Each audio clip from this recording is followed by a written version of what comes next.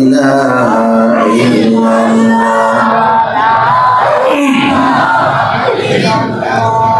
লা ইলাহা ইল্লাল্লাহ মুহাম্মাদুর রাসূলুল্লাহ সাল্লাল্লাহু আলাইহি ওয়াসাল্লাম। বিসমিল্লাহির রহমানির রহিম। রব্বানা লাকাল হামদ হামদান কাসীরান তাইয়িবান মুবারাকান ফীহি ইয়া রাব্বি লাকাল হামদু কামা ইয়ানবাগি লিজালালি ওয়াজহিক ওয়া আযীমি সুলতানিক। লক্ষ কোটি দরুদ এবং সালাম বিশ্বনবীর প্রতি, যাকে ১,৫০০ বছর পূর্বে আল্লাহ পাক সর্বশেষ এবং সর্বশ্রেষ্ঠ নবী ও রাসূল বানিয়ে পাঠিয়েছেন, যার উপর নিয়মতান্ত্রিক একবার দরুদ শরীফ পড়লেই ১০টি গুণ আল্লাহ মাফ করে দেন, ১০টি সওয়াব আল্লাহ আমলনামায় লিপিবদ্ধ করে দেন। পড়ছি সাল্লাল্লাহু আলাইহি ওয়াসাল্লাম। আত্মার মাগফিরাত তাদের যাদের ত্যাগের বিনিময়ে ইসলাম আজও পৃথিবীতে টিকে আছে, বিশেষ করে শুহাদায়ে ফিলিস্তিনিদের প্রতি এখনো যারা আল্লাহর রাহে জীবন দিয়েছে। এই দেশেও যারা ইসলামের জন্য জীবন দিয়েছেন, কাজ করেছেন, খ্যাতমত করেছেন, অনেকেই বিদায় হয়েছেন। বিশেষ করে গতকাল দক্ষিণবঙ্গের বয়োবৃদ্ধ জ্ঞানবৃদ্ধ আলেমে দ্বীন, আমাদের সকলের প্রিয় শ্রদ্ধাবাদের মুফাসসির, বহু ভাষাবিদ, বাংলার শব্দ চয়নে লালিত্য সাহিত্যের সৌন্দর্য মিশিয়ে যিনি চমৎকার উপস্থাপন করতেন, ৮৫ বছর বয়স্ক একজন মুরব্বী, ৬০ বছর কোরআনের ময়দানে খেদমত করেছেন আল্লামা লুৎফুর রহমান রহমাতুল্লাহ আলাইহি ওয়াল্লাহু মারকাদাহু ওয়া জাআলাল জান্নাতা মাসওয়া। আজকে সকালে ওনার রাজকীয় বিদায় হয়েছে। ইমাম আহমদ ইবনে হাম্বল বলতেন, রাজশক্তিকে টার্গেট করে যে তোমাদের আমাদের ব্যবধান বোঝা যাবে জানাজার নামাজে। আমরা মুকুটহীন সম্রাট, লক্ষ লক্ষ জনতা চোখের পানি দিয়ে আমাদেরকে বিদায় দেবে। তার বাস্তবায়ন হলো আল্লাহ হুজুরের কথা, হুজুরে মানুষ হিসেবে ভুল ত্রুটিগুলি ক্ষমা করে জান্নাতের উঁচু মাকাম দান করলেন। ১৯৫২ ভাষা আন্দোলনে, ৭১ মহান মুক্তিযুদ্ধে যারা দেশের জন্য জীবন দিলেন, ঈমান নিয়ে যারা কবরে গেলেন, পত্র এলাকার যারা মুমিন মুসলমান কবরে চলে গেছেন, সবাইকে মাফ করে দেন। আপনাদের দৃষ্টি আকর্ষণ করছি, মাহফিলে আমরা বসেছি। এই দেশে মাহফিলগুলি একটা শৈল্পিক রূপ নিয়েছে। চারিদিকে মানুষ মাহফিল কেন্দ্রিক গণজমায়েতটাকে এখন সবচেয়ে বড় জিহাদ মনে করতেছে, এবং ওলামায়ে কেরাম মনের মাধুরী মিশিয়ে বিচ্ছিন্ন ২-৪টি ঘটনা ছাড়া সব জায়গায় কথা বলার সুযোগ পাচ্ছে। কথা বলেন ঠিক কিনা?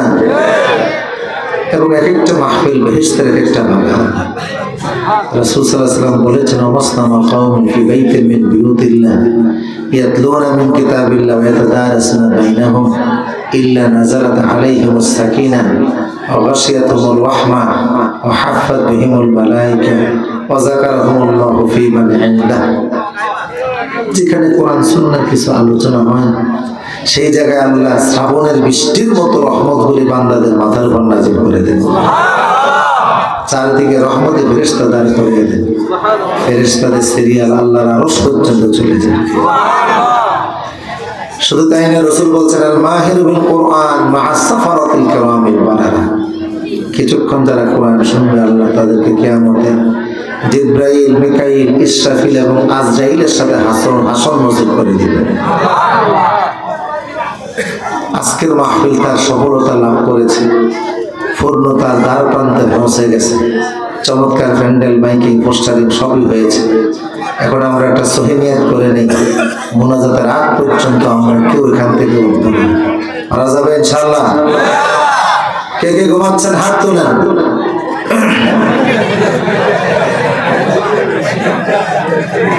যারা ঘুমে আছে তো আছে, থাকবে। বাকি আমরা যারা ঠিক আছে, পারা যাবে তো ইনশাআল্লাহ। আজকের মাহফিল আল্লাহ কবুল করুন। ধারাবাহিক মাহফিলের কারণে শেষ মুহূর্তে এসে এখন গলাটা একটু বসে গেছে। আল্লাহ যেন গলাটা ঠিক করে দেন, কিছু কথা বলার তৌফিক দান করুন। সেই লক্ষ্যে আমি আপনাদের সামনে আল্লাহর কোরআনের 114 সূরার ভিতর থেকে ক্রমিক নাম্বার অনুযায়ী 12 নম্বর সূরা ইউসুফ থেকে তেলাওয়াত করছি। এর আয়াত সংখ্যা 111, রুকুর সংখ্যা 12। হিজরতের পূর্বে সূরাটি নাজিল হয়েছে, এই জন্য সূরাটি মাক্কি। এই সূরা থেকে আজকে আমরা কথা বলছি, বলে ইনশাআল্লাহ। কোরআনে 6 জন নবীর নামে আল্লাহ 6টি সূরা দান করে দিয়েছে। কোরআন থেকে বলছি কেন? 1 ঘন্টা কোরআন শুনবেন, 60 বছরের নফল ইবাদতের সওয়াব আল্লাহ আমলনামা দান করে দেবেন। এখন দেখা যায় ওয়াজ মাহফিলে লেখা থাকে তাফসীর মাহফিল, ওয়াজ শুনলে দেখা যায় বক্তা একদিক, কোরআন আরেকদিক। কথা বলেন ঠিক কি না? অসুবিধা কি? লোকটার নাম, লোকটা কালো হলে কি হবে? নাম তো সুন্দর আলী, নামে আর চেহারায় যেমন কোনো মিল নেই, অনেক তাফসীর মাহফিলের এমন মিল থাকে না। কিছু মানুষ আছে কোরআন থেকে মানুষকে দূরে রাখতে চায়, মানুষকে কোরআন বুঝতে দিতে চায় না, অথচ কোরআনের ভিতরে আল্লাহ চূড়ান্ত হেদায়েত রেখে দিয়েছে। হুদাল লিন্নাস, সারা বিশ্বের মানুষের হেদায়েত একমাত্র কোরআনে কারিমের ভিতরে। ঠিক কিনা বলেন? ফামান তাবিয়া হুদায়া ফালা খাউফুন আলাইহিম ওয়ালা হুম ইয়াহজানুন। কোরআনকে যারা অনুসরণ করবে এদের দুনিয়াতে কোনো ভয় নেই, আখিরাতে কোনো চিন্তা নেই। দুনিয়াতেও কোনো চিন্তা নেই, আখিরাতে কোনো ভয় নেই। টোটাল টেনশন মুক্ত যিনি রাখবেন তিনি কে? মানুষের চিন্তা হয় খাদ্য, দ্রব্য, শিক্ষা, চিকিৎসা, বাসস্থানে। কোরআন বলছে আমার সমাজে এই সমস্ত সমস্যা থাকবে না। ঠিকই ছিল না। রাসূল মদিনা রাষ্ট্র চালাইছেন, একটা জেলখানা ছিল। জেলখানায় কারে রাখবেন? একটা আসামি তো নেই। হযরত ওমর 2 বছর প্রধান বিচারপতির দায়িত্ব পালন করেছেন, কেউ একটা মামলা নিয়ে আসে না। কয় বছরে? অথচ তখন মদিনার সাম্রাজ্য 9 লক্ষ বর্গ মাইলের এরিয়া, কেউ একটা মামলা নিয়ে আসে না।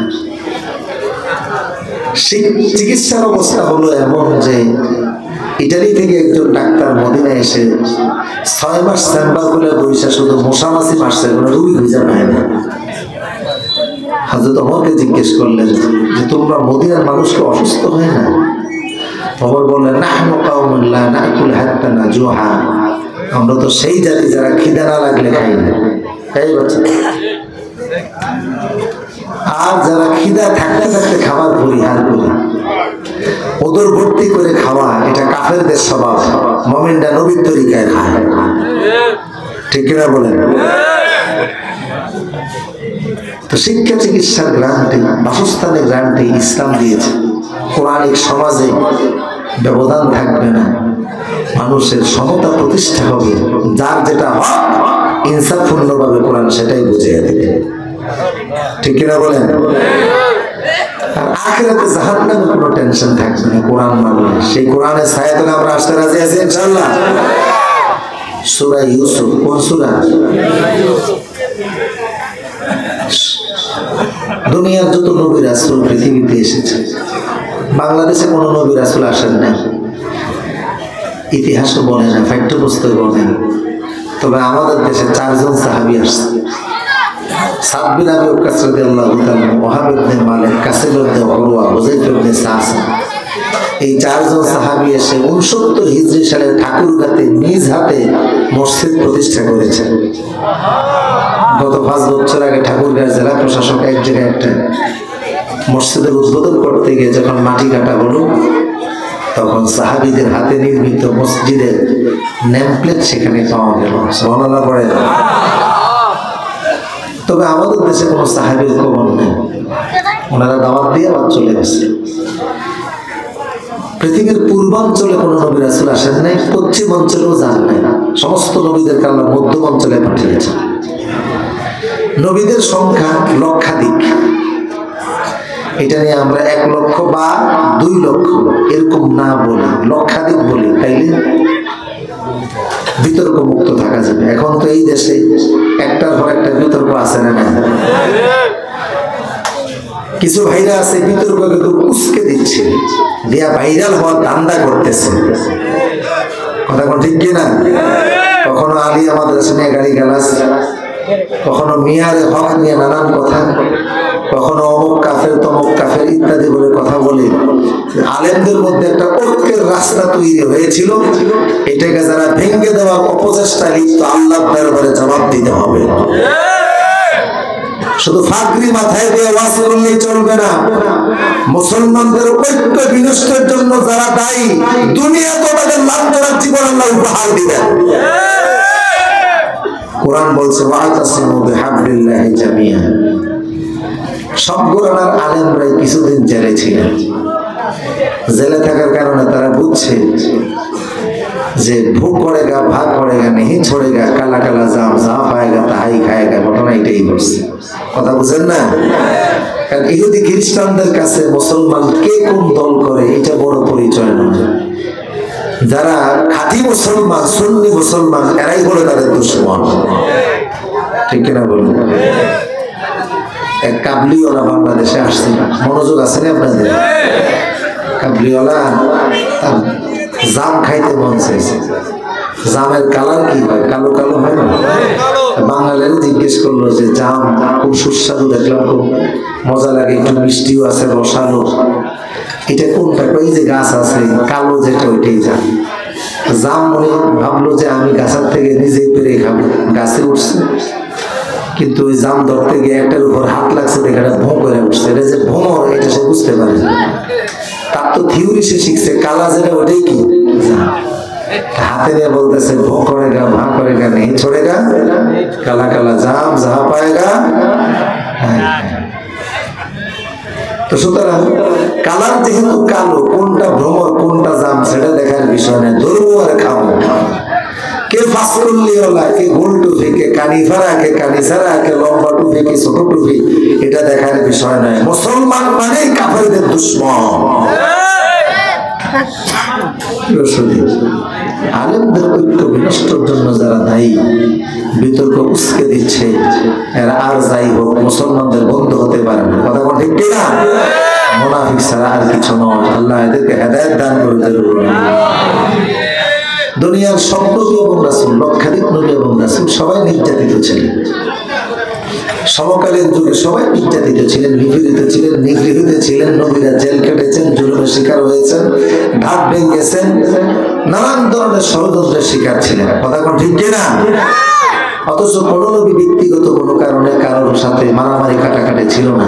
কেন নবীদের সাথে মানুষের মারামারি কাটাকাটি হবে? নবী তো কখনো কারোর মধ্যে জুলুম করেন নাই, অত্যাচার করেন নাই, কারোর হালের গরু পিটিয়ে মারেন নাই, কারোর জমিনের ফসল নষ্ট করেন না, এমনকি নবী জীবনে একটা মিথ্যা কথাও বলেন না। তাহলে মানুষের সাথে ওনাদের সমস্যা হবে কেন? সমস্যা হয়েছে কারণ হলো পৃথিবীর সব যুগে এক শ্রেণীর দুর্নীতিবাজ মানুষ ছিল, অপরাধী মানুষ ছিল। তারা দুর্নীতি করত, অপরাধ করত। তাদের বেপরোয়া দুর্নীতির পিছনে একমাত্র বাধা ছিল নবীদের দাওয়াত। কথা কোন ঠিক কিনা? সব যুগে অপরাধীদের, বেপরোয়া অপরাধের পিছনে একমাত্র বাধা ছিল নবীদের। তাই নবীরা তাদের দুশ্মনে পরিণত হয়েছে। এই কারণে তারা নবীদের প্রতি জুলুম করেছে। তবে সব নবীরা জুলুমের শিকার হয়েছিলেন একটা পরিণত বয়স থেকে, নবুয়তের পর থেকে। কিন্তু একজন নবী ব্যতিক্রম, তিনি জুলুমের শিকার হয়ে গেলেন ছোটবেলা থেকে। কোন সময় থেকে? একেবারে ছোট বয়স থেকে তিনি জুলুমের শিকার হলেন। সেই জুলুমের শিকারটা তিনি দূরের কোনো মানুষ দ্বারা হন নাই, ওই জুলুমের শিকার হয়েছিলেন আপন কাছের মানুষ দ্বারা। এই সূরা নাযিল করে আল্লাহ বিশ্ব নবীকে সান্ত্বনা দিচ্ছেন, নবী আজকেও আপনারে যারা জুলুম করতেছে, অত্যাচার করতেছে, এরাও দূরের মানুষ না, আপনার একান্ত কাছের মানুষ। সর্বপ্রথম যেদিন রাসূল দাওয়াত দিলেন লা ইলাহা ইল্লাল্লাহ তুফলিহুন, কুলু লা ইলাহা ইল্লাল্লাহ তুফলিহুন, সেদিনই তিনি পাথরের আঘাত খেলেন। দূরের কেউ পাথরটা মারে নাই, একান্ত প্রতিবেশী কাছের মানুষ, রক্তের সম্পর্ক যার সাথে, সেই আপন চাচাই পাথরটা মারছে। কথা বলেন ঠিক কিনা? এই সূরা নাযিল করে আল্লাহ রাসূলকে সান্ত্বনা দিচ্ছেন, আপনার যেমন কাছের মানুষ আপনাকে নিয়ে ষড়যন্ত্র করে, আপনাকে নির্মূল করার, অত্যাচার করার, জুলুম করার চক্রান্ত করতেছে, এটা নতুন কিছু না। ইতিপূর্ব বিভিন্ন নবীরা এরকম কাছের মানুষ দ্বারা জুলুমের শিকার ছিলেন। তাদের ভিতরে অন্যতম ছিলেন হযরত ইউসুফ আলাইহিস সালাম। মনোযোগ আছে আপনাদের? কে?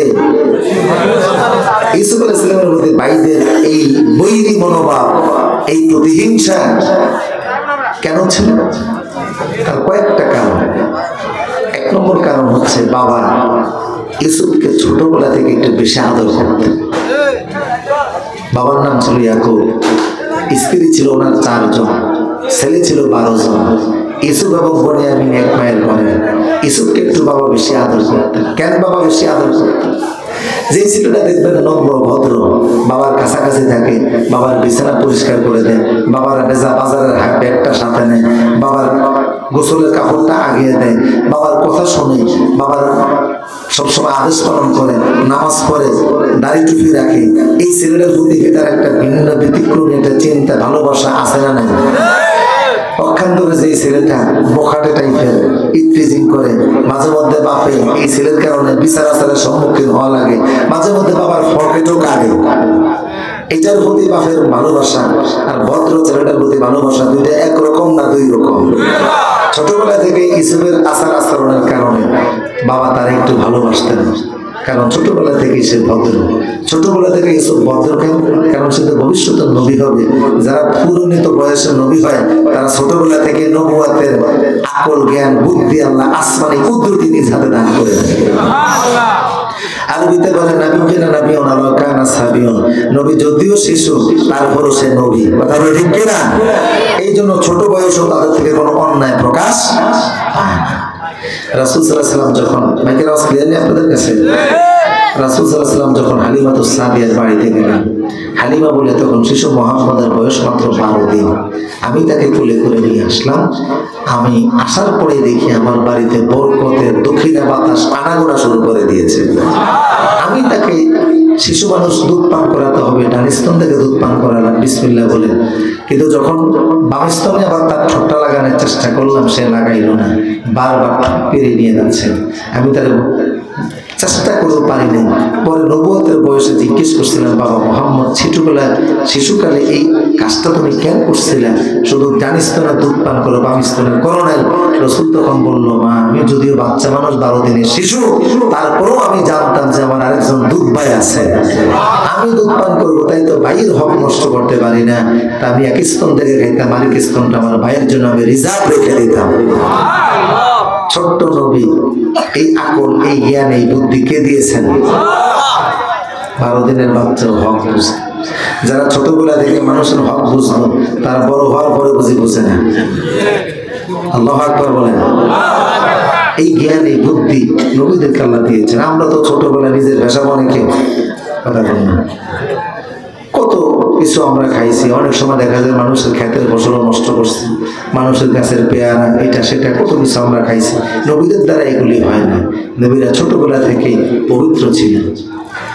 আকল জ্ঞান বুদ্ধি আল্লাহ ছোটবেলা থেকে দিয়েছেন। এই জন্য কোরআনে আরো আছে, সূরা কাসাসের ভিতরে আল্লাহ পাক বলছেন, আউহাইনা ইলা উম্মি মূসা আন আরদিহি ফাইযা খিফতি আলাইহি ফাআলকিহি ফিল ইয়াম্মি ওয়া লা তাখাফি ওয়া লা তাহজানি ইন্না রাদ্দুহু ইলাইকি ওয়া জাইলুহু মিনাল মুরসালিন। উচ্চকণ্ঠে বলে আল্লাহু আকবার।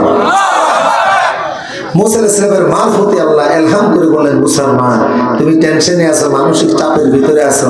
ফেরাউন বাহিনী সারা দেশের ভিতরে জুলুমের রাজ্য প্রতিষ্ঠা করেছে। সে নিজে যেখানে ছেলে শিশু পায় সেখানে তাকে নিয়ে জবাই করে হত্যা করে। তোমার ছেলেটাকে যে কোনো সময় নিয়ে যেতে পারে, জবাই করতে পারে, হত্যা করতে পারে। সন্তান হারানোর ভয়ে তুমি অস্থির অবস্থায় আছো। তোমাকে আমি আল্লাহ বলে দিচ্ছি, যখনই তুমি ফেরাউন বাহিনীর আগমনের সংবাদ টের পাবা, তখনই তোমার সন্তানটাকে একটা সিন্ধুকের ভিতরে ঢুকে সাগরের পানিতে ভাসিয়ে দিও। তবে তুমি টেনশন করো না যে সাগরের পানি খেয়ে লবণাক্ত পানি পান করে তোমার বাচ্চাটা সিন্ধুকে মারা যাবে অথবা দম বন্ধ হয়ে মারা যাবে। এই টেনশন তুমি করো না। জীবনের গ্যারান্টি আমি আল্লাহ দিচ্ছি, এই বাচ্চাটাকে আবার তোমার কোলে আমি আল্লাহ নিজেই বসায় দেব। শুধু হোসাবা না, ওয়াজাইলুহু মিনাল মুরসালিন, ভবিষ্যতে আমি আল্লাহ এই বাচ্চাটাকে আমার রাসূলদের ভিতরে গণ্য করে দেব। মা বাচ্চাটাকে সিন্ধুকের ভিতরে ঢুকাইয়া পানির ভিতরে ভাসিয়ে দিলেন। সিন্ধুক ভাসতে ভাসতে একদিকে চলে যাচ্ছে। মা তার ছোট্ট মেয়েটাকে বললেন, এটা কোথায় যাচ্ছে, তুমি একটু টার্গেট করে রাখো। আবার ফেরাউনের বাড়ি ঘরের দিকে যায় কিনা। সাগরের কিনারে তো ওরও প্রাসাদ আছে, কিন্তু বাংলায় একটা কথা আছে, যেখানে বাঘের ভয় সেখানে রাগ ভয়। এটা ওখানেই ভাসতে ভাসতে গেল। আসিয়া গোসল করতেছিলেন, সিন্ধুক দেখে কি যেন মনে করে উঠে নিলেন। ঘরে নেওয়ার পরে ভিতরে যখন খুললেন, দেখেন চাঁদের চাইতে সুন্দর একটা বাচ্চা এর ভিতরে রয়েছে। আসিয়া হাত আগিয়ে দিলেন, মুসা টান দিয়ে আসিয়ার কোলে উঠলো, আসিয়ার সমস্ত ভালোবাসা ঢুকলো মুসার করে যায়, মুসার সমস্ত ভালোবাসা গিয়ে ঢুকলো আসিয়ার করে যায়। মুসা আল্লাযী রাব্বাহু ফিরআউন, আল্লাহু আকবার বলেন। ফেরাউন যখন ঘরে ঢুকলো, আসিয়া বলল, তুমি আমার স্বামী হয়েছে কিন্তু তোমার ঔরসে আমার কোনো সন্তান হয় না। আল্লাহ রাজত্ব ক্ষমতা দান করলে কি হবে, জায়গা মতো আল্লাহ বোমা মাইরা দিছে, উত্তরাধিকারী বলতে তোমার কিছু নাই, কিন্তু আমি তো মা হতে চাই, যদিও তুমি সন্তান জন্ম দেওয়ার মতো সেই সক্ষমতা তোমার নাই, কিন্তু আমি তো আমার কুলকে খালি রাখতে পারি না, এই বাচ্চাটাকে সাগরের পানিতে কুড়িয়ে পেয়েছি, আমি বাচ্চাটাকে সন্তানের মতো লালন পালন করবো, এটাকে তুমি হত্যা করো না, লা তাকতুলহু আসা আন ইয়ানফা'না আও নাত্তাখিযহু ওয়ালাদা, আশা করা যায় ভবিষ্যতে এই বাচ্চাটা আমাদের উপকারে আসবে। ফেরাউন আসিয়ার কথা শেষ পর্যন্ত না মেনে পারলেন না, কারণ ম্যাক্সিমাম দেখবেন যারা যত বড় এরা ততটা বড় আজ্ঞাবহ হয়, কথা কোন ঠিক কিনা? এটা আমরা বাস্তবতার আলোকে দেখেছি। ফেরাউন শেষ পর্যন্ত রাজি হয়ে গেলেন আসিয়ার কথায়, বললেন তাইলে বাচ্চাটা দেখতে একটু ভালোই দেখে দাও, আমার কোলে একটু আদর করি। যেই না টান দিয়ে কোলে নিলেন, গালটা আগাইলেন, চুমু খাবেন, মুসা হাত গুটাইয়া সুন্দর একটা সর বসিয়ে দিছে। ফেরাউন কয়ে আসে, এইটাই তো আমার দুশ্মন। কই কিভাবে বুঝলে? কই আমার একটা থাপ্পড় মারছে। কই কিসের থাপ্পড় মারছে? হাত দিয়ে তোমার আদর করছে। কই আদর করছে তুমি বলতেছি, অথচ আমার গালটা এখনো জ্বলতে আছে। পরবর্তীতে আসে জিজ্ঞেস করছিল যে মুসা, তুমি তো বাচ্চা মানুষ, তুমি এত জোরে থাপ্পড় দিলে কেন? কই আম্মা, আমি যদিও ছোট ছিলাম, আমি টের পাইছি এটাই আমার আসল দুশ্মন, কাজে ছোটবেলা থেকে ধরাধরি শুরু করছি, অল্প বয়স থেকেই ধরাধরি শুরু হয়েছে। কেন? ইয়াদুল্লাহ ফাওকা আইদিহিম, মুমিনরা যখন ধরে তাদের হাতের সাথে আল্লাহর হাত লেগে যায়। ইন্নাল্লাযিনা ইউবাইউনাল্লাহ, ইন্নাল্লাযিনা ইউবাইউনাকা ইন্নামা ইউবাইউনাল্লাহ, যারা নাকি রাসূল হয়ে আপনার সাথী হয়ে আপনার সৈন্য হয়ে ইসলামের কাণ্ডারি হয়ে কাফের মুশরিকদের মোকাবেলার জন্য সংঘবদ্ধভাবে দাঁড়িয়ে যায়, তাদের সাথে আমি আল্লাহ একত্রিত হয়ে যাই। তাদের সাথে তারা যেন আপনার হাতে হাত রেখে বায়াত করে না, তারা যেন আমি আল্লাহর হাতের ভিতরে হাত রেখে বায়াত করে তাদের শক্তির সাথে আমি আল্লাহর শক্তি যোগ হয়ে যায়। আল্লাহু আকবার বলেন। বাচ্চা হলেও কি হবে? হাতে কি আছে? শক্তি আছে। তো বোঝা গেল নবীরা ছোটবেলা থেকেই বুঝতেন, এই বুঝ, এই ক্ষমতা ঐশ্বরিক ভাবে আল্লাহ নিজে দান করে দিয়েছেন। কারণ নবী তো কোনো নির্বাচনের মাধ্যমে হয় না, নবী কোনো দুনিয়াবাসী নবী নির্বাচনের ক্ষমতাও রাখে না। কে নবী হবে, কে রাসূল হবে, এটা যিনি নির্বাচন করছেন তিনি কে? তাই এখন সারা বিশ্বের মানুষ যদি মিলে গোলাম মোহাম্মদ কাদিয়ানীকে নবী বলে, সে নবী কোনোদিন হবে? কারণ মুহাম্মদ সাল্লাল্লাহু আলাইহি ওয়াসাল্লামের মাধ্যমে নবুয়তের দরজা আল্লাহ বন্ধ করে দিয়েছেন। আমার প্রিয় সাথী, ইউসুফ ছোটবেলা থেকেই পরিবার বান্ধব, ভদ্র, নম্র, সভ্য, ভালো চিন্তাধারার মানুষ, বাজে কথায় নাই, বাজে আড্ডায় নাই, বাজে কোনো কাজে নাই। এই জন্য বাবা তারা একটু বেশি ভালোবাসতো। এটা কি বাবা অন্যদের প্রতি বৈরী আচরণ করছে না ইউসুফের গুণের কারণে? ইউসুফের গুণের কারণে। 2 নম্বর কারণ হলো ছোটবেলা থেকে ইউসুফ অনেক সুন্দর ছিলেন। আল্লাহ রাসূল সাল্লাল্লাহু আলাইহি ওয়াসাল্লাম বলেছেন, সারা পৃথিবীর যত সৌন্দর্য, সমস্ত সৌন্দর্য একত্রিত করে আল্লাহ ইউসুফ নবীকে দান করে দিয়েছেন। আরেকটু আস্তে বলেন সুবহানাল্লাহ, আরেকটু আস্তে সুবহানাল্লাহ। আমি আস্তে কামদারা জোরে কম, উল্টা জিনিস এই দেশে কম বেশি, উল্টা নামও বেশি, উল্টা কাজও বেশি। তো সারা পৃথিবীর মানুষের সৌন্দর্য আপনি কি মনে করছেন? বাংলাদেশে তো খুব বেশি ভালো সুন্দর। আপনি ওই উত্তর অঞ্চলে যাবেন, দেখবেন মানুষের একটা কালারের সাইজ আছে। আমাদের দক্ষিণ অঞ্চলে আবার মিশ্র কালার, অনেক সুন্দর মানুষ আছে, আবার অনেক কালো মানুষও আছে। আবার মোটামুটি শ্যামলা মানুষের সংখ্যাটাই বেশি। তবে অনেকে খুব বেশি লম্বা, কেউ আবার খুব বেশি বেটে, কেউ বেশি মোটা, কেউ কম চিকন, এরকম নানান কারণ কেন হলো। এতে খালদুন, তিনি ছিলেন সারা বিশ্ব সফর করছিলেন। 100 দেশ সফর করার পরে তিনি এর উপর একটা বই লিখেছেন। সেই বইতে তিনি লিখেছেন যে আমি এই চীন দেশে গেলাম, গিয়ে দেখি মানুষ এত সুন্দর, এত লম্বা, সবার হ্যাংলা হাতলা ফিগা। আফগানিস্তানে গিয়ে দেখে মোটা মোটা বাইটে বাইটে মানুষ। চীন দেশে গিয়ে দেখি মানুষ এমন চোখ আছে না নাই, এটা টস্টেক মারা লাগে বোঝার জন্য। কিন্তু বঙ্গোপসাগরের উত্তর কিনারে গিয়ে দেখি যে এই দেশের মাত্র ছোট্ট একটা দেশ, কিন্তু মানুষের দৈহিক আকৃতি কোনো মিল নেই। কেউ লম্বা, কেউ বেটে, কেউ মাঝারি, কেউ শ্যামলা, কেউ কম সুন্দর, কেউ বেশি সুন্দর, নানান ধরনের আকৃতির মানুষ। পরে তিনি নিচে দিয়ে লিখলেন যে অঞ্চলের মানুষের দেহের গঠনের মিল নাই, চেহারার মিল নাই, এই দেশের মানুষের মতেরও মিল নেই। তার বাস্তবতা দেখুন, আমেরিকার বিশাল বড় একটা দেশ, রাজনৈতিক দল মাত্র 2টা, গ্রেট ব্রিটেন বিশাল একটা দেশ, রাজনৈতিক দল 2টা, সিঙ্গাপুর বিশাল একটা দেশ, রাজনৈতিক দল 2টা, মালয়েশিয়া রাজনৈতিক দল 4টা, আর আমরা মাত্র 56,000 বর্গ মাইলের দেশ, রাজনৈতিক দল 147টা। তা আমাদের হুজুরদের ভিতরে প্রায় 35টার উপরে। এগুলোতে লিস্টেড, আনলিস্টেড যে কি পরিমাণ আছে আল্লাহ ভালো জানেন। গত এই নির্বাচনের আগে বাংলাদেশে যারা ফির আছে, এরকম যারা ভোটার আইডিতে নতুন করে নিবন্ধিত হয়েছে, তারা নামের শেষে ফির লেখছে 1,98,000 ভোটার। 1 লাখ ভোটার নামের শেষে কি আছে? ফির আছে। আর বাংলাদেশে 3 লাখ ফির নামে একটা থানাও আছে, ব্রাহ্মণবাড়ির একটা থানা, নাম কি? 3 লাখ। এত ভিড় কবে ওই জায়গায় জমা হয়েছে আল্লাহ ভালো জানে। যাই হোক, এত টুপির আলাদা, এত পাঞ্জাবির আলাদা, এত কিছু যে আলাদা ফির হয়, সাথে সাথে পাঞ্জাবিটা চেঞ্জ করে নেয়, টুপিটা চেঞ্জ করে ফেলে। কথা মনে আছে না নাই? দল একটা গঠন করে বসে।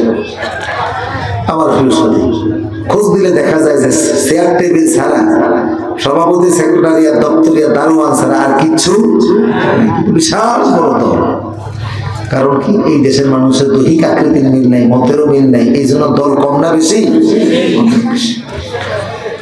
যথার্থ লিখেছিলেন খাদ্য। আমার তা সারা পৃথিবীর মানুষের সৌন্দর্য জমা করে আল্লাহ ইউসুফ নবীকে বানাইছে। মানুষটা কত সুন্দর। আয়েশা সিদ্দিকা বলে ফেলেন, হে রাসূল, তাই বলি কি আপনার চাইতে বেশি সুন্দর?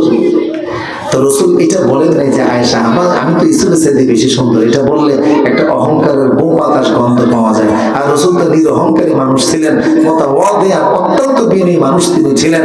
রাসূল নিজেই বলতেন, আল্লাহুম্মা জাআলনি ফি আইনি সগীরা ওয়া জাআলনি ফি আইনিন নাসি কাবীরা। আল্লাহ আমার অহংকারী বানায়ো না, আমার চোখে আমারে ছোট করে দাও, মানুষের চোখে আমারে বড় করে দাও। যারা নিজের চোখে নিজেকে নিজে বড় মনে করে, সে কখনো বড় হতে। আমার প্রিয় সতী, সেই রাসূল তো বিনয়ী ছিলেন। তাই এটা বলেন না যে আয়েশা আমি ইউসুফ নবীর চেয়ে বেশি সুন্দর, বরং হিকমতে বলে দিলেন, আনা মালিহুন ওয়া আখি ইউসুফ সাবিহুন, আমি হচ্ছে লাবণ্যময় সুন্দর, ইউসুফ ছিলেন সাদা সুন্দর, তার মানে আমি তার থেকে বেশি সুন্দর। حسن يوسف دميسا ياد بيزادري حسن يوسف دميسا ياد بيزادري أتخوبا حمادران تتن حدري الله أكبر ইউসুফ নবীর সৌন্দর্য, মুসা নবীর হাত শুধু সাদা হয়ে যাওয়া, ঈসা নবীর মৃতকে জিন্দা করা, দুনিয়ার সমস্ত নবীদের গুণাগুলি একত্রিত করলে যা হবে সম্মিলিত ভাবে তার থেকে বহু গুণ আল্লাহ বিশ্বনবীকে দান করে দিয়েছেন। রাসূলের সাথে বেশি সুন্দর আল্লাহ জান্নাতের মধ্যে কিছু বানান নাই। আপনি যখন বেহেশতে ঢুকবেন তখন দেখবেন মা লা আইনুন রাআত ওয়ালা উযুনুন সামিআত ওয়ালা খাতার আলা কালবি বাশার, চোখ দাদানো, চোখ ঠান্ডা হয়ে যায়, এমন ধরনের দৃশ্য, এমন নিয়ামত, অনেক কিছু জান্নাতের ভিতরে আছে। কিন্তু রাসূলের সাথে বেশি সুন্দর আপনি কিছুই পাবেন না। এই বাচ্চা এই লাইটটা বন্ধ করুন, মনোযোগ আছে না আপনাদের? কথা বোঝা যাচ্ছে? ইউসুফের সুন্দর, সুন্দর হতে মানুষের একটা আকর্ষণ থাকে, এই জন্য বাবা ইউসুফকে একটু বেশি ভালোবাসতেন। আমি কি বোঝাতে পারতেছি? 3 নম্বর হলো, ইউসুফ ছোটবেলায় একটা স্বপ্ন দেখছে। বাইরে কেন ইউসুফের দুশ্মন হলো তার ব্যাখ্যা দিচ্ছি আমি। ইউসুফ একটা স্বপ্ন দেখলেন। কি স্বপ্ন? হযরত ইউসুফ আলাইহিস সালাম একদিন এসে বললেন যে ক্বালা ইউসুফ লিআবিহি ইয়া আবাতি ইন্নী রাআইতু 11 কাওকাবান ওয়াশ-শামসা ওয়াল-কমার রাআইতুহুম লি সাজিদিন। বাবা এসে বলছে, বাবা গতকাল রাতে আমি একটা স্বপ্ন দেখেছি।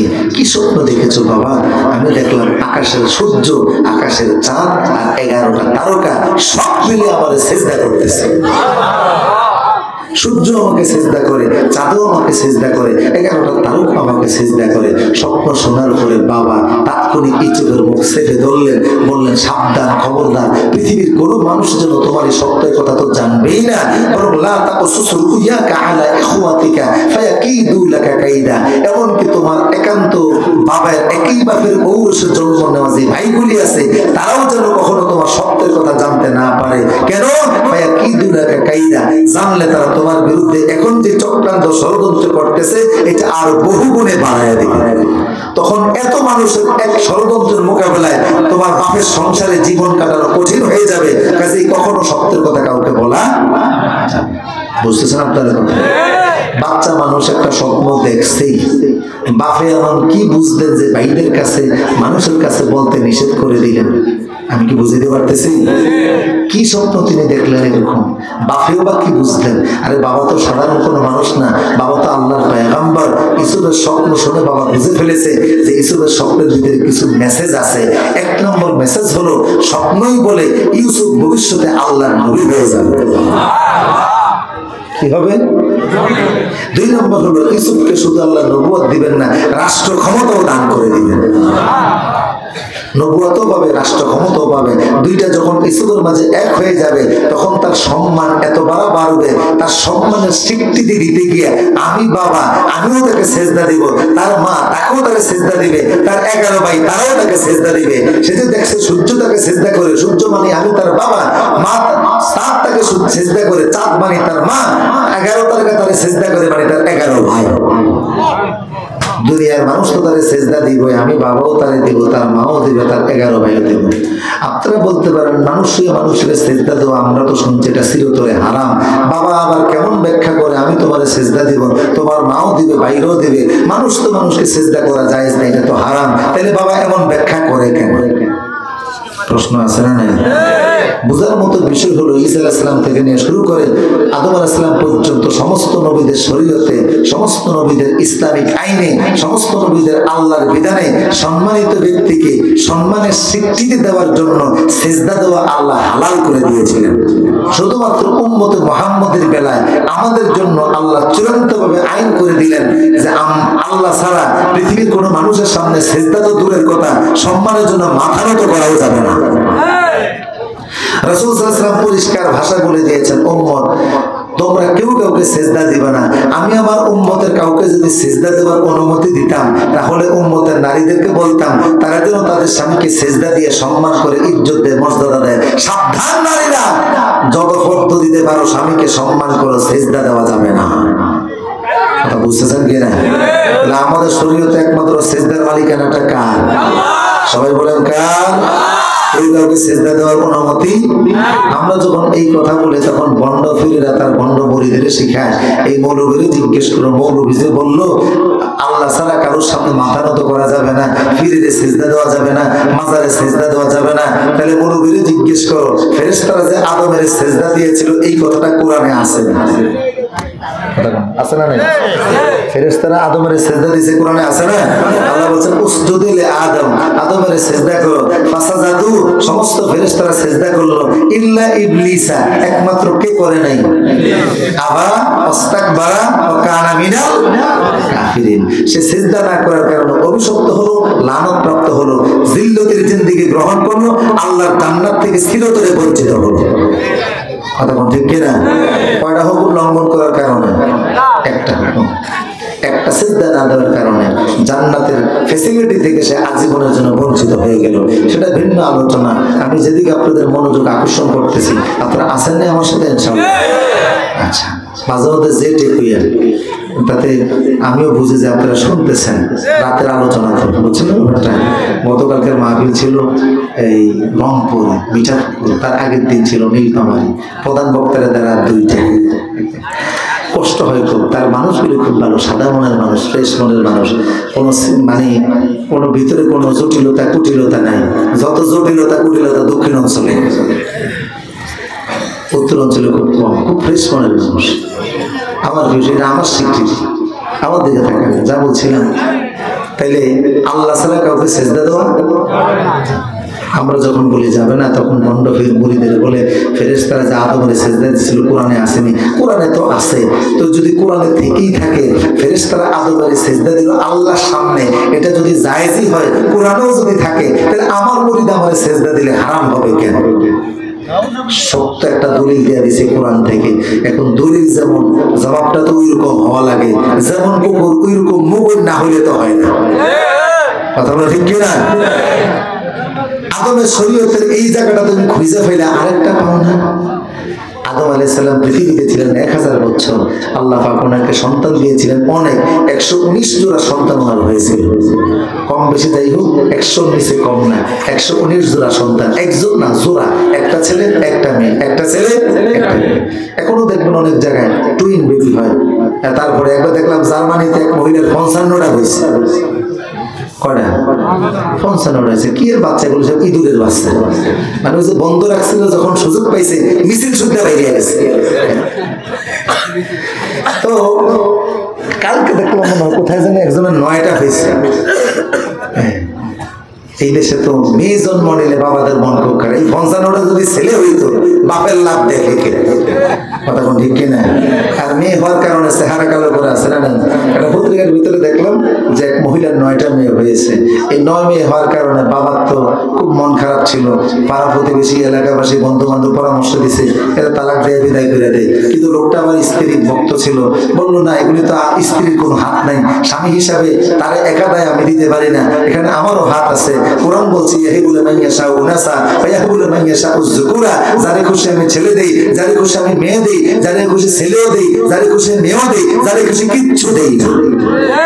ঠিক না বলেন?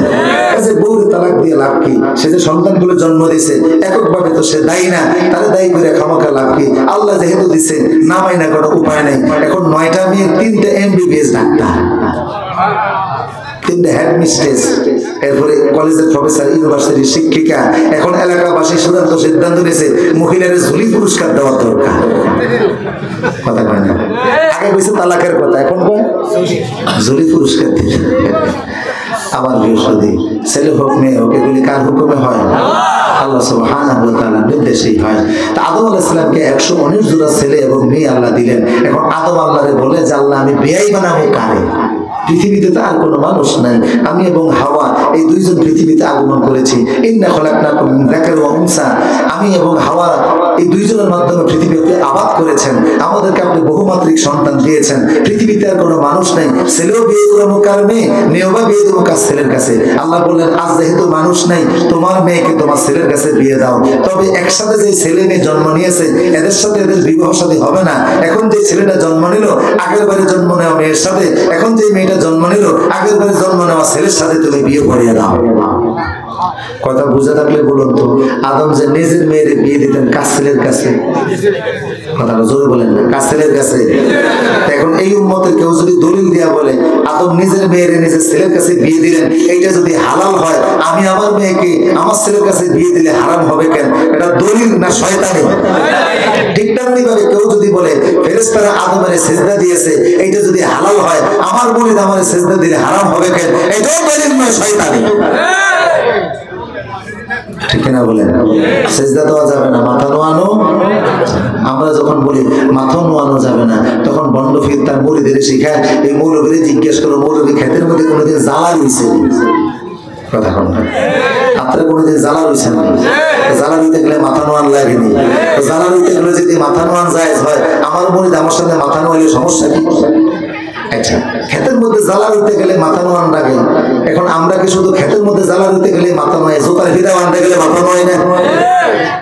জোতার ফিতা বাঁধতে গেল মাথা নোয়ান লাগে। সেটাকে জোতার সম্মানে না ঠেকায় হয়ে যায়।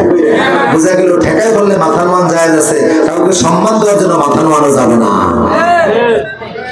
কুর্নিশ করা যাবে না। এটা চিরতরে বন্ধ করতে হবে। মানুষ মানুষকে সম্মান দেওয়ার জন্য আর যা খুশি করো, সেলিউট দাও। এখন দেখেন না বুঝে গেছে লাশ, এরপরে মাথার ভয় ভয় না, কি সেলিউট দেয়, কি দেয়, ফুল কতগুলি দেয় আর সেলিউট একটা দেয়, শিক্ষা দিয়ে বাউডারে উঠে 8-10টা লাঠি দিয়ে জমিদারে ভাড়িয়া দেয়। এই লোকের কি হয়? ইসলাম কি সুন্দর দোয়া শিখাইছে। তুমি বলো আল্লাহুম্মা গফিরলি হাইয়িনা, আছে না নাই? আল্লাহুম্মা গফিরলি হাইয়িনা ওয়া মাইয়িতিনা ওয়া শাহিদিনা ওয়া গায়বিনা ওয়া যাকারিনা ওয়া উনসানা। আল্লাহুম্মা মান আহইয়াতাহু মিন্না ফাআহইয়া আলাল ইসলাম ওয়া মান তাওয়াফাইতাহু মিন্না ফাতাওয়াফাহু আলাল ঈমান। আল্লাহ তাআলা তুমি আমাদের জীবিতদেরকে maaf করে দাও, মৃতদেরকে maaf করে দাও, উপস্থিতদেরকে maaf করে দাও, অনুপস্থিতদেরকে maaf করে দাও, পুরুষদেরকে maaf করে দাও, নারীদেরকে maaf করে দাও, সবাইকে তুমি ক্ষমা করে দাও। যারা বেঁচে আছে তাদেরকে ঈমানের উপর রাখো, যারা চলে গেছে ইসলামের উপর তাদেরকে তুমি কবুল করে নাও।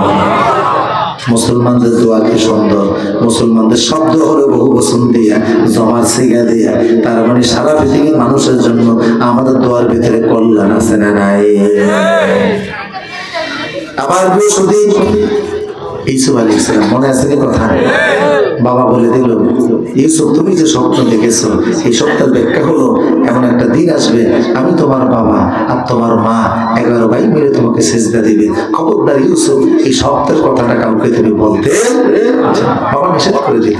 এখানে অনেকগুলি কথা স্বপ্ন নিয়ে, যে সব স্বপ্ন কার মানুষের কাছে বলতে নাই, যদি আপনি বলেন সমস্যা হয়ে যাবে।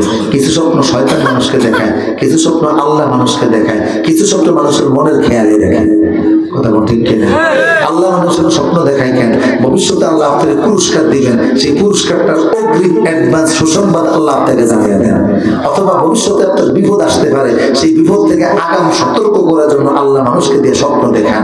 শয়তান মানুষের স্বপ্ন দেখায় কেন? শয়তান মানুষের স্বপ্ন দেখে বিভ্রান্ত করার জন্য। কি করার জন্য? বিভ্রান্ত করার জন্য, ফেরেশান করার জন্য। দেখবেন অনেক সময় ভয়ঙ্কর স্বপ্ন দেখা মানুষ হাঁফাতে হাঁফাতে ঘুম থেকে উঠে। কথা কোন আছে না নাই? ভয়ঙ্কর স্বপ্ন দেখে মানুষ ঘুম থেকে উঠে, মানুষকে বিভ্রান্ত করার জন্য মানুষ দেখে। আর কিছু স্বপ্ন আছে মানুষ সারাদিন যেগুলি কল্পনা করে এগুলি ঘুমের ঘরের ভিতরে দেখে। হ্যাঁ, বাপের জমি টুকি বিক্রি করে ইটালি যাওয়ার জন্য দালালের টাকা দিচ্ছে 10 লাখ। কত লাখ? দালালের কয় কবে ভিসা আসবে, পাসপোর্ট আসবে। পাসপোর্ট তো রেডি, ভিসা আজ আসতেছে, কাল আসতেছে, পুত্র আসতেছে। ডেইলি যায় আর ডেইলি দালাল খালি ডেট ঘুরে, আজকে কালকে পরশু। আর খালি স্বপ্ন দেখতে আছে, বন্ধু বান্ধব ফোন করতেছে, কিরে কবে বিমানে উঠবি, আইতে আছে 10 লাখ দিয়ে লাইছি, জমি আরেকটা বানা করছে, আরো 5 লাখ দিতে আছি, 17 লাখ টাকা কন্ট্রাক্ট হয়েছে, 15 লাখ টাকা দেশে দেবো, 2 লাখ টাকা ওই দেশে গিয়ে দিব। সারাদিন ইটালি করতে করতে ঘুমের মধ্যে খালি ইটালি স্বপ্ন দেখে। কথা বলা আছে না নাই? এই বিমান উঠছে, বিমান থেকে নামছে, ওখানে চলে গেছে, হাসতে আছে, খালি ঘুমের মধ্যে ইটালিয়া। যেগুলি মানুষ সারাদিন কল্পনা করে এগুলি ঘুমের ঘরের ভিতরে দেখে, এটা মানুষের স্বাভাবিক। এগুলো হচ্ছে স্বপ্নে খেয়ালি। কিন্তু যে স্বপ্নগুলি আল্লাহর পক্ষ থেকে আসে এগুলি কখনো কাউকে বলতে নাই, কারণ এর মাধ্যমে আপনার শত্রুতা হওয়ার কি আছে? সম্ভাবনা। কিছু প্রত্যেকটা সুসংবাদ আল্লাহ স্বপ্নের মাধ্যমে দিলেন যে ভবিষ্যতে রাষ্ট্র ক্ষমতা পাবা, ভবিষ্যতে নবুয়ত পাবা। কাজে এটা একটা সুসংবাদ। এমন সুসংবাদের কথা আপাতত কাউকে বলা যাবে না, ভাইদেরকেও বলা যাবে না, কারণ বলতে গেলে শত্রুতা কমবে না, বাড়বে। কিন্তু ভাইদের ভিতরে একটা ছিল একটু সবল করতে, 10 ভাইয়ের ভিতরে এইটা ছিল, এইটার একটু স্বভাব ছিল যে মানুষ কোনো কথা টথা বললে কান পাততো, আড়ি পাততো, তথ্য কালেকশন করতো। এমন কিছু বিবিসির সাংবাদিক আমাদের সমাজও আছে না নাই? কে কি বলে, কে কি করে, এই সমস্ত তথ্য কালেকশন করে আর এরপরে ছাদ দোকানে এই সমস্ত তথ্যগুলি প্রচার করে। তখন আছে না নাই? আমার প্রিয় সতী, রাসূল সাল্লাল্লাহু আলাইহি ওয়াসাল্লাম বলেছেন, লা ইয়াদখুলুল জান্নাতা নামামুন, যারা মানুষের দোষ ত্রুটি খুঁজে বেড়ায়, মানুষের বাজে তথ্যগুলি যারা কালেকশন করে, এরা আল্লাহর জান্নাতে প্রবেশ। এটা কে দিছে?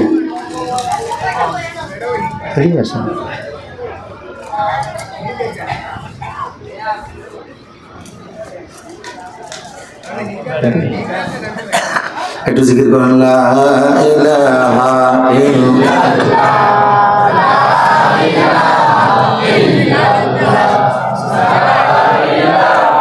কটা পর্যন্ত করা যায়? এই তো সাবেকে বেশি করলাম একটা, এরপরে একজন বর্তমানে বলতেছি যে আমি আগামীকালে 2টা মাহফিল গতকাল করতে গেছি, সারা রাত ঘুম নাই, তাই না?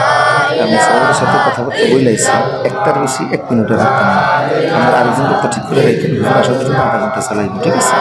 কিন্তু সুযোগ হতো না আমার দ্বারা।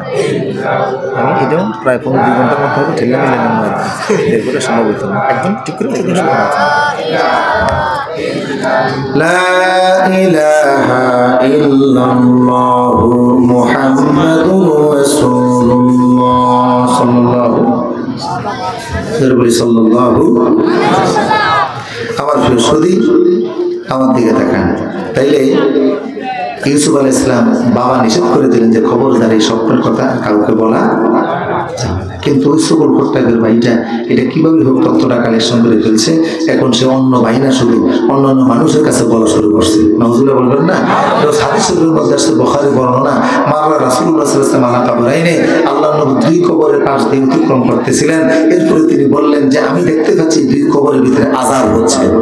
ফাআম্মাল্লাযী লা ইস্তাতির মিনাল বাউলে, প্রথম যে লোকটার কবরে আযাব হচ্ছে বড় কোনো পাপের কারণে নয়, এই লোকটার অপরাধ ছিল পেশাবের সময় নিজেকে পবিত্র রাখতো না। কিসের সময়? কিসের সময়? পেশাবের সময় নিজের পবিত্র রাখতো না, পরিচ্ছন্ন রাখতো না, এই কারণে তার কবরে কি হচ্ছে? আযাব হচ্ছে। দুনিয়ার সব আছে, পেশাব থেকে পবিত্র আর কিছু নেই। আগে আমাদের বক্তব্য বলিনি, যে সমস্ত ওস্তাদরা ছিলেন বৃহস্পতিবার আসলে বাচ্চাদেরকে বলতো, শুক্রবারে বলতো তোমরা মাটি দ্বারা ঢিলা কুলুক বানাবা, এগুলি মসজিদের পাশে টয়লেট থাকতো, এস্তেঞ্জাখানা থাকতো, মানুষকে সেগুলি ব্যবহার করতো। কথা কোন ঠিক কিনা? এখন বক্তব্য নাই, কিন্ডারগার্টেন জায়গাগুলি দখল করছে, এই ব্যবস্থাপনা এখন আর ঢিলা কুলুক চিনেননি আপনারা? সবাই ছিলেন। সরে ওয়াজ করতে যাওয়া হলো, বলা হলো ভাই ঢিলা কুলুক আছে নাকি? হুজুর আমরা গরিব মানুষ, কই ভাবো এটা? এরা মনে করছে দামি কোনো উন্নত ভিটা হবে, দোয়া করেন আল্লাহ যদি তাও দেখাই বছর আপনি আসলে আপনারা বানিয়ে খাওয়াবো। এটা যে কোন কাজে লাগে এই জানেন। আপনারা যে চিনতে পারছেন আপনাদেরকে ধন্যবাদ, আপনারা অনেক শিক্ষিত মানুষ, এরা বুঝতে পারে। যাই হোক, এইটা আগে ছিল যে মক্তবের টিচাররা, ওস্তাদেরা মসজিদ কাছারি করে যারা থাকতেন এগুলি বানিয়ে মসজিদ এলাকার লোকদের জন্য রাখতেন, এগুলি লোকেরা ব্যবহার করতো। এটা এখন না টিস্যু পেপারের যুগ আসছে, সেটাও তো আপনি করবেন। ওইটাও যারা রাখে না, পেশাব থেকে যারা নিজেরা ফাঁক পায় না, এরা দেখবেন অন্য প্রাণীর সাথে এদের কোনো পার্থক্য নাই। আমাদের সমাজের ভিতরে কিছু কুকুর আছে না নাই, এরা দেখবেন এক জায়গায় পুরো পেশাব করে না, সারাদিন দৌড়াইতেছে। আপনি যদি কুকুরের একটু বলেন যে তুই আমার এলাকা থাকোস আজকে 30টা বছর, এত ব্যস্ত তুই, আজকে যদি ভাবলাম না তোর দাঁড় করে 5টা মিনিট একটু কথা বলতে, একটু দাঁড়া একটু কথা শোনা, আমার এই করবো না, আমার অনেক ব্যস্ততা আছে, খালি দোষ শুরু করছে। উত্তর দিকে যদি আধা ঘন্টা দৌড়ায়, কি যেন একটা মনে করে মোস্ট একটা দিয়ে আবার দক্ষিণ দিকে আধা ঘন্টা, দক্ষিণ দিকে আবার যদি আধা ঘন্টা দৌড়ায়, কি যেন একটা মনে করে মোস্ট একটা দিয়ে পূর্ব দিকে আধা ঘন্টা। কুত্তা যদি দিক ঠিক রেখে দৌড়াইতো, বছরে বিশাল পাসপোর্ট ছাড়া 2 একবার ইউরোপ আমেরিকা ঘুরে আসতে পারতো। এটা দৌড়ের মধ্যে কোনো বরকত নাই, সারাদিন দৌড়াইতে আছে, দৌড়ের মধ্যে কোনো দিক নাই, এই জন্য দৌড়ে কোনো বরকত নাই। কাফের মুশরিক দুনিয়াতে অনেক টাকা পয়সা, ধন দৌলত, ক্ষমতার মালিক, কিন্তু এদের এগুলির ভিতরে কোনো বরকত নাই। কুত্তার দৌড়ে দিক না থাকার কারণে কোনো বরকত নাই, কাফের মুশরিকদের আখিরাত না থাকার কারণে এগুলির দ্বারা কোনো বরকত নাই। কথা বলা ঠিক কিনা? এই কুকুর দেখবেন এক জায়গায় পেশাব করে না, এখানে 100 টাকা, ওখানে 150 টাকা, ওখানে 300 টাকা, মনে হয় যেন পুরো এলাকার লিজ হেরিয়ে নিছে। কি ক্ষমতা খাওয়ার, বাবারে বাবা! এই দেখবেন কিছু মানুষ এরকম স্বভাবের আছে, এরা এরকম পেশাব করার জন্য কোনো হিসাব না নিকাশ নেই, যেখানে সুযোগ পাইছে ভ্যান্ডের উপর ফেলে ব্রাশ ফ্রাশ শুরু করে দিচ্ছে। আকুল জ্ঞান বলতে কিছু নেই, কথা কম না, আছে না নাই? এই কারণে যারা পেশাবের কাফনকে নাপাক বানায় বলে রাসূল বলছে, আমি কবরে নিজ চোখে দেখলাম যাদের কবরের ভিতরে আযাব হচ্ছে। ওয়া আম্মা রাজুলু লা ইস্তাইয়াত ইয়ামশি বিন নামিমা, দ্বিতীয় এই লোকটার কবরের ভিতরে আযাব হচ্ছে, এর কারণ হলো সে নিজের নামিমা করে বেড়াতো, মানুষের ত্রুটি সমালোচনা, মানুষের বিভিন্ন ধরনের তথ্য কালেকশন করে এগুলি বলতো, মানুষের কার কি আছে কি বোধ শেখায় এগুলি তারা করতো। এই কারণে তো আল্লাহ তার কবরে কি দিচ্ছেন? আযাব। মানুষের গোপন জিনিস সংগ্রহের জন্য আড়ি থাকতো। এই ভাই বোনের ভিতরে একটা ভাই ছিল এইরকম গোপন জিনিস কালেকশন করতো, যে জিনিস জানা উচিত না। অপরাধীদের অপরাধ জানতে ইসলামে কোনো বাধা নিষেধ করে। যারা অপরাধী অপরাধ করে, গাঁজা খায়, বাবা খায়, আবা খায়, সন্ত্রাস করে, মাস্তান করে, তাদের তথ্য কালেকশন করে জাতিকে সতর্ক করার ভিতরে কোনো দোষ। কিন্তু মানুষের ইজ্জত সম্মান নষ্ট করার জন্য গোপন তথ্য যারা কালেকশন করে, যারা মানুষের হ্যায় করার জন্য যারা এই সমস্ত তথ্য কালেকশন করে, তাদেরকে কোরআনের ভাষায় বলে নামিমা। ওদের জন্য জান্নাত যিনি হারাম করে দিয়েছেন তিনি কে? এই ভাইদের ভিতরে একটা স্বভাব এরকম ছিল। আমার পেশাদি এই ভাইটা যেভাবে জেনে ফেলছে যে ইসুফ এমন একটা স্বপ্ন দেখছে, অন্য ভাইদের কাছে চলে গেল, গিয়ে বললো, ভাইরা শোনো, ইসুফকে বাবা এমনিতে বেশি আদর করে ভালোবাসা সোয়াব দেয়, এরপরও বাবার অধিক মাত্রায় ভালোবাসা পাওয়ার জন্য বাবার কাছে বানিয়ে বানিয়ে স্বপ্নের কথা বলে। ভাই কি বলছে? কয় বলে, সে বাবার কাছে বলে, বাবার কাছে সে বলে আকাশের চাঁদ এবং সূর্য তারকাকে তারা সিজদা করে। ভাইরা বললো এটা তো কঠিন জিনিস, তার বিরুদ্ধে এখনই আমাদের ইমার্জেন্সি অ্যাকশনে যাওয়া উচিত। এই জন্য 10 ভাই মিলে এক জায়গায় শোনা পরামর্শ করলো। সেখানে তারা 10 জন ছাড়া পৃথিবীর অন্য কেউ ছিল না। এরপরও আমরা এই তত্ত্বটা আজকে জানলাম কেন? তারা পরামর্শ করে কি সিদ্ধান্ত নিয়েছিল, তাদের মিটিং এর এজেন্ডা কে ছিল, এই তথ্য আমরা কিভাবে জানলাম, আপনারাও বা কিভাবে জানলেন? যদিও তারা 10 জনের বাইরে, তখন পৃথিবীর কেউ সেখানে ছিল না, কিন্তু আল্লাহ ছিল। কথা বলে ঠিক কিনা? আল্লাহ তাদের এজেন্ডা জানলেন, কোরআনের মাধ্যমে জানাইলেন, এই জন্য আমরাও বুঝা গেল যেখানে কেউ থাকে আর না থাকে একমাত্র কে আছেন? তোমরা যেখানে আছো সেখানে আমি আল্লাহ আছি। তোমরা যেখানে 4-3 থাকো সেখানে আল্লাহ বলে 4 নম্বরে আমি থাকি। তোমরা কোথাও যদি 5 জন হও 6 নম্বরে সেখানে আমি আল্লাহ থাকি। তোমরা 5 জনের কম হও, বেশি হও, 3 জনের কম হও, তোমরা আছো যেখানে আল্লাহ আছেন সেখানে। কথা কোন আছে না নাই? কতটা আছেন? তোমার ঘরের সাহারা ধরা তোমার কাছে নয়, যতদূর আল্লাহ কাছে আছেন। কথা কোন না কেন? أولا يعلمون أن الله يعلم ما يسرون وما يعلنون। তোমরা যেটা গোপন করো সেটাও আল্লাহ জানেন, তোমরা যেটা প্রকাশ করেন সেটাও একমাত্র যিনি জানেন তিনি কে? 10 ভাই মিলে যে সোলা পরামর্শ করলো পৃথিবীর কেউ সেখানে ছিল না, কিন্তু আল্লাহ জেনে ফেলেছেন, কারণ আল্লাহ চোখের ফাঁকি দেওয়ার মতো ক্ষমতা আল্লাহু আকবার বলেন। আল্লাহ চোখের ফাঁকি দেওয়ার মতো পৃথিবীর কারোর ক্ষমতা নাই। কেউ যেটা দেখে না সেটা দেখেন কে? কেউ পারবে না। প্রাসঙ্গিক খবর মনে করছে, আত্মাকে সাফ করার জন্য বলছে। ওয়াজ নসিহতগুলি তো আমাদের মগজ ধোলাই করা, ব্রেন ওয়াশ করা, হাড়ের ভিতরে আল্লাহ তাওহীদকে গেঁথে দেওয়া। সেই জন্য প্রাসঙ্গিক খবর বলছি, মিশরের এক প্রকার একটা আঙ্গুরের বাগান ছিল। মনোযোগ আছে রে আপনাদের? কিসের বাগান? আঙ্গুরের বাগান। শ্রমিক সেখানে রাখছে, শ্রমিক সেখানে পরিচর্যা করে, আঙ্গুরের বাগান পরিচর্যা করে, সেখানে যে ফসল হয় এগুলি তিনি দেখে শুনে রাখেন। এর পরবর্তীতে ফসল যখন পেকে যায় মালিকের খবর দেন, মালিক আসে ফসল নিয়ে বাজারে বিক্রি করে লাভের অংশ করে তোলে। তো এই মালিক বেশ কিছুদিন পরে ক্ষেত দেখার জন্য আসছে, তাফসীরের কিতাবের ভিতরে আসছে, শ্রমিক কাজের সুবিধার্থে নিজের স্ত্রীকে নিয়ে আসছে, আঙ্গুরের বাগানের মাঝখানে ছোট্ট একটা কুড়িঘর বানাইছে, বউকে নিয়ে ওখানে থাকে আর ক্ষেত দেখাশোনা করে। মালিক আজকে যখন আসছে, শ্রমিকের ক্ষেতের ভিতরে মাঝখানে তৈরি করা ভ্রাম্যমান ঘরের ভিতরে যখন ঢুকছে, তাকে দেখে শ্রমিকের স্ত্রী এ চাঁদের চাইতে সুন্দর। এ দেখা মাত্র স্ত্রী বলে তার একটা লোভাতুর একটা চিন্তাধারা, একটা বাজে নজর বউ এই মেয়েটার প্রতি পড়ছে। তাই সে ভাবলো যে আমি যদি আমার স্বার্থ চরিতার্থ করতে চাই, শ্রমিকের তো এখানে রাখা যাবে না। তার একটা কাজের আদেশ দিয়ে বাজারে পাঠিয়ে দিচ্ছে। ঘরের ভিতরে এখন শ্রমিকের বউ আর মালিক। কথাটা বুঝতেছেন? এক পর্যায়ে মেয়েটাকে বলতেছে, তুমি ঘরের জানালা দরজাগুলি সব বন্ধ করে দাও। মেয়েটা বুঝতে পারছে, তাই কিছুক্ষণ পরে মেয়েটা বলতেছে যে হ্যাঁ, আপনার হুকুম অনুযায়ী জানালা দরজা সব বন্ধ করছি, তবে একটা জানালা আমি চেষ্টা করে বন্ধ করতে পারি নাই। মালিক বললো কোনটা? আমাকে বলো, আমি চেষ্টা করে আমি সহকারে বন্ধ করি। কয় না, আপনিও পারবেন না, পৃথিবীর কেউ পারবে না। কয় কেন? কয় এমন একটা জানালা এখনো খোলা আছে যে জানালা বন্ধ করার মতো ক্ষমতা কারণ নাই। ওই জানালা দিয়ে পৃথিবীর কেউ না দেখলো, আল্লাহ দেখতেছে।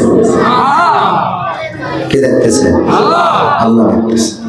মালিক তাৎক্ষণিক ভীত সন্ত্রস্ত হয়ে গেল, পেরেশান হয়ে গেল, অস্থির হয়ে মাটিতে কড়াকড়ি খাইল যে আল্লাহ চোখকে তো আসলে ফাঁকি দেওয়া যায় না। তুমি শ্রমিকের বউ হয়েও আমার অন্ত চক্ষুটা খুলে দিয়েছ। আল্লাহর নজরের বাহিরে যেতে কিচ্ছু করার সুযোগ নাই, অপরাধ করারও সুযোগ নাই। আমি অপরাধ থেকে তওবা করে ভালো হয়ে গেলাম। যখন এই অপরাধের প্রবণতা চিন্তা মাথায় ঢুকবে, আমরা কি ঘুরে নিয়ে ঢুকাবো? কে দেখতেছে? কে দেখতেছে? 10 জন মিলে কঠিন জোড়া পরামর্শ করলো, পৃথিবীর কেউ সেখানে উপস্থিত নাই, কিন্তু আল্লাহ। তারা বলল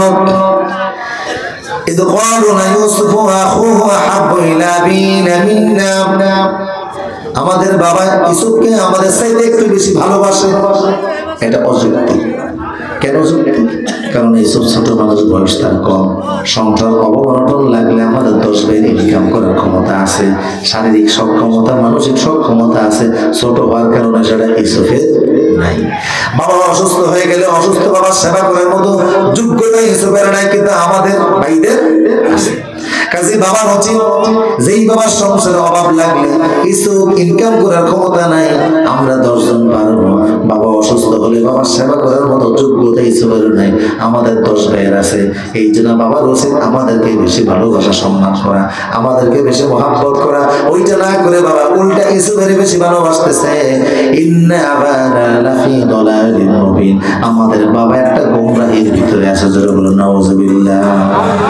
বাপের বিরুদ্ধে ছেলে ভাই একটা রায় দিয়ে দিল, আমাদের বাবা কোমরায় ভিতরে আছে, অথচ বাবা কোনো সাধারণ মানুষ না, বাবা হচ্ছে আল্লাহর নবী। নবী হওয়ার পরেও যদি কুলাঙ্গা ছেলেরা বাবার নামে এমন অভিযোগ আনতে পারে, এই যুগে ছেলেরা বাপের নামে অভিযোগ আনা তো খুব স্বাভাবিক ব্যাপার। কথা বল না, ঠিক কিনা? আনেও কিন্তু। এই জন্য বিয়ে করার পরে এখন ম্যাক্সিমাম অ্যাকাউন্ট গুলি ব্যাংকে গিয়ে দেখবেন বোন নামে, কার নামে? বাবারে বিশ্বাস বউরে বিশ্বাস। আমার প্রিয় সাথে সে শ্রদ্ধা ভালোবাসা উঠে গেছে। একজন বৃদ্ধ সাহাবী আল্লাহ নবীর কাছে গিয়ে বলল, হে রাসূল, আমার ছেলে আমার পেছনে খরচ করতে চায় না, আমার ছেলে আমার টাকা দিতে চায় না, পয়সা দিতে চায় না, সব টাকা পয়সা তার বউর জন্য ব্যয় করে, অথচ এক সময় আমার পকেটটাই ছিল তার পকেট। কথা বল না, আমার হাত ছিল তার 2 হাত, আমার পকেট তার পকেট, আমি খরচ করতে তার ভিতর কোনো দ্বিধা করে নাই, তার যা লাগতো সব আমি খরচ করতাম, তার যা প্রয়োজন সমস্ত প্রয়োজন আমি মিটাই দিতাম।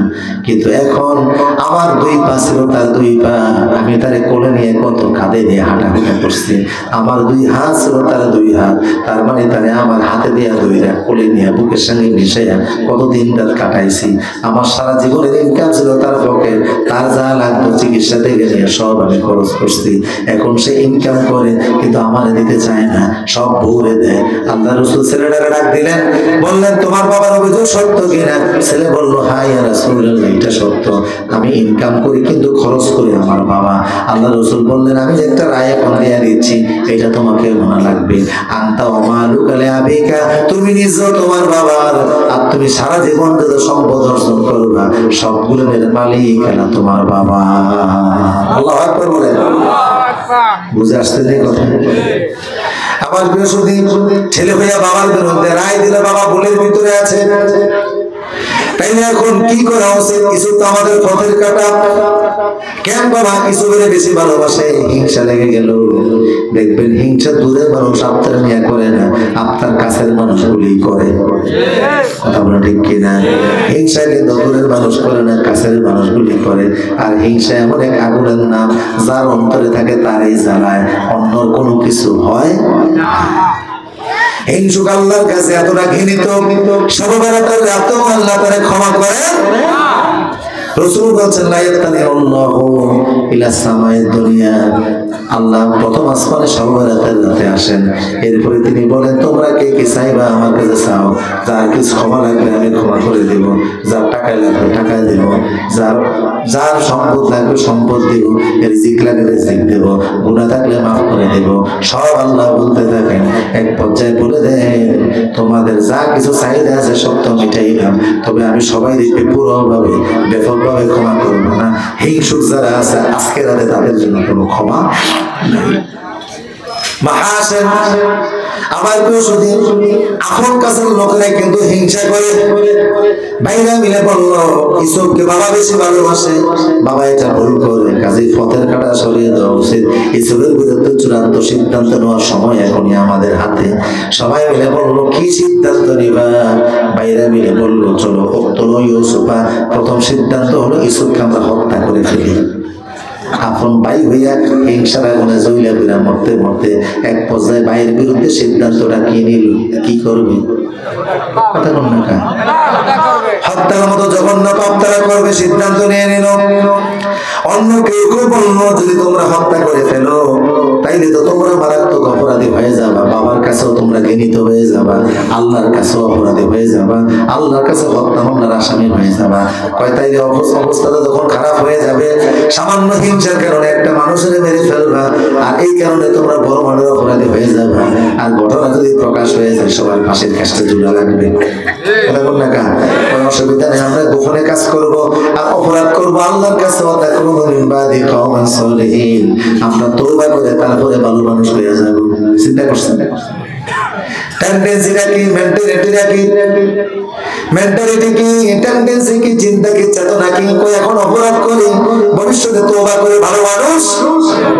এখন ফাইল আটকায়া টাকা ছাড়া কোনো ফাইল ছাড়বো না, ভবিষ্যতে তাবলিগে গিয়া সিল্লা দিয়া ফিরের বলতে হইয়া মসজিদ মাদ্রাসা টাইলস দিয়া এসি লাগে আমি বুজুর্গ হইয়া যাব, মসজিদ ছাড়া আর বের হবো না।